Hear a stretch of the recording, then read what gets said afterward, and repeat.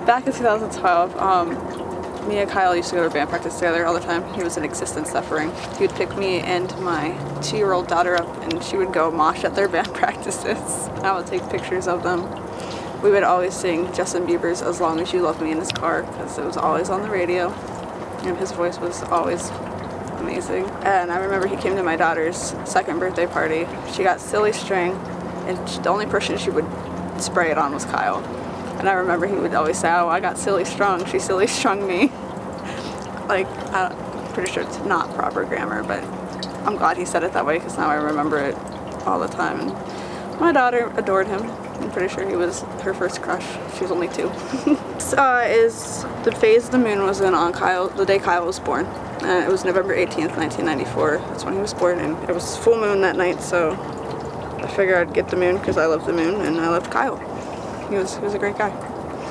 The blonde hair, the platinum bleach blonde hair that we all kind of, he showed up the one day for practice and he had this, it was bleached and then it was platinum. It was the brightest blonde I think I've ever seen, and we were making fun of him because I mean it was bright and like he didn't care. He didn't care that it looked weird, that it was, he rocked it. And well, the platinum hair along with the fact that it was poofy and like just all over the place, he definitely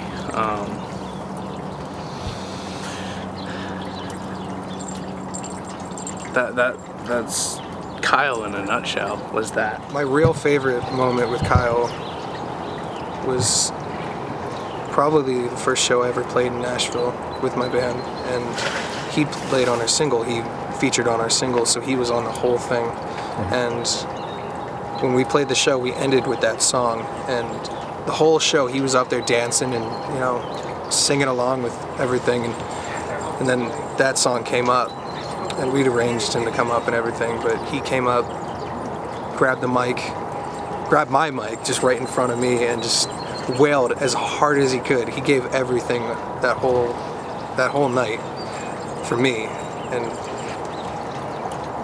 yeah, it felt so good to know, you know, back then in high school, how far we've come, and we moved to Nashville and became, you know, like real musicians. The thing we always wanted to be. We always wanted to be like the greatest musicians of our generation. We always talked about it. We want to be the best musicians of our, you know, we want to be the next big thing. And to feel my best friend up there with me singing something that we wrote together was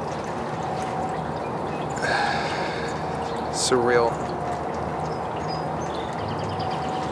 I'll never forget that night. It was one of the best days of my life.